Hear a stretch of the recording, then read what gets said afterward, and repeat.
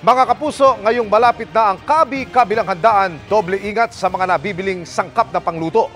Baka gaya yan ng nabistong Peking seasoning granules sa Plaridel, Bulacan na nagpositibo pa sa salmonella.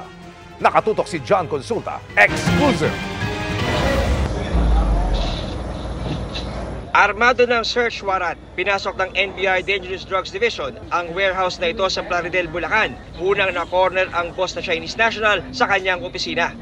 Pagpasok sa loob ng warehouse, tumambad ang sangkaterbang kahon ng iba't ibang klase ng mga Peking umanong seasoning granules. Ayon sa NBI, gawa umano sa China ang mga ito at naipuslit papasok ng Pilipinas dahil itinago sa kargamento ng mga inimport na damit. Ang mga Peking seasoning granules ipinapasa umano sa mga maliliit na tindahan. Ang siste ng eksaminin ng NBI at FDA ang mga sample nito, may nadiskubring peligro.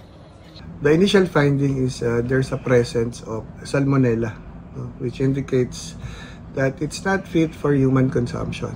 So, hindi to, pag kinain mo to, or pumasok sa katawan mo to, there is a danger that you're gonna get sick.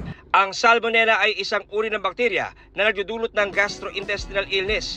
Nakukuha ito sa mga kontaminadong pagkain at inumin at dumi ng hayop. Maaari itong magdulot ng pagdudumi, pagsusuka, lagnat at pananakit ng tiyan. Kinumpiska ng NBI ang mga Peking seasoning granules habang inaresto naman ang inabutang Chinese na negosyante. Sinusubukan pa namin kunin ang panig ng suspect.